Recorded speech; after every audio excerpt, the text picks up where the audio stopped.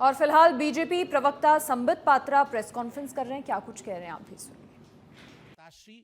और आपकी पार्टी लगातार कर रही है, मौत के सौदागर से तुम नीच हो, पाकिस्तान में जाकर मोदी को समाप्त करना है, से चौकीदार चोर है तक, ऐसे 100 गालियां मैं गिनवा सकता हूं जहां आपने कहा कि मोदी की क्रेडिबिलिटी खत्म हो गई है और मोदी के इमेज पर डेंट पड़ गया है।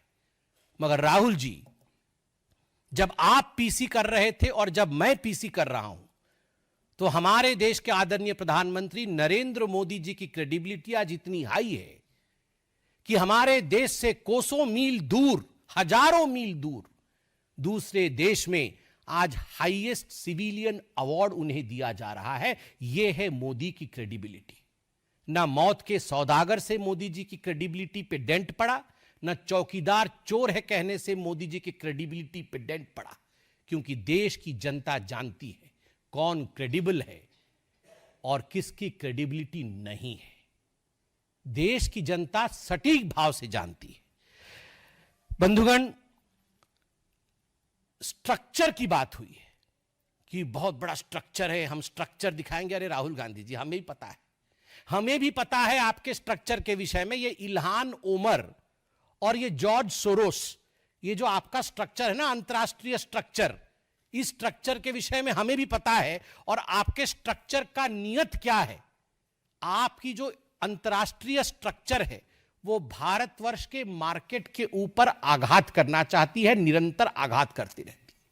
ये गांधी परिवार और ये कांग्रेस पार्टी ये सहन नहीं कर सकती है कि आज भारत की अर्थव्यवस्था विश्व में तीसरे नंबर की ओर बढ़ रही है। अभी हम चौथे नंबर पर हैं और विश्व में यथाशीघ्र हम तीसरे नंबर की अर्थव्यवस्था होंगे। यह राहुल गांधी और गांधी परिवार, कांग्रेस पार्टी ये सहन नहीं कर पा रही है। इसलिए ये इंडिया के मार्केट के ऊपर, भारत के मार्केट के ऊपर आक्रमण पे आक्रमण कर रही है। आज सुबह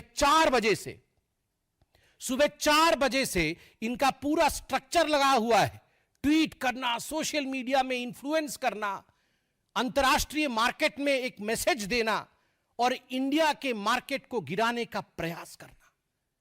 लगभग 2.5 करोड़ निवेशक, छोटे निवेशक, जिन्होंने अपनी पूंजी, कम धन का निवेश, अपनी पूंजी जिन्होंने शेयर मार्केट में लगाया था, आज उनको भारी नुकसान झेलना पड़ा है। छोटे निवेशकों को, लोअर मिडिल क्लास के लोगों को, 2.5 करोड़ लोगों को, माफ करिएगा, 2.5 करोड़ लोगों को यह झेलना पड़ा है।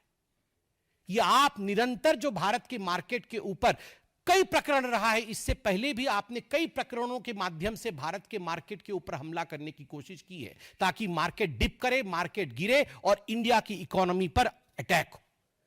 और राहुल जी, आपने आज कहा कि अडानी के पीछे मोदी है, तो हमारा भी सवाल है, यदि अडानी के पीछे मोदी है तो क्या कारण है कि कांग्रेस के सरकार के समय, भूपेश बघेल जी के सरकार के समय छत्तीसगढ़ में 25,000 करोड़ रुपए का निवेश अडानी की कंपनी ने किया।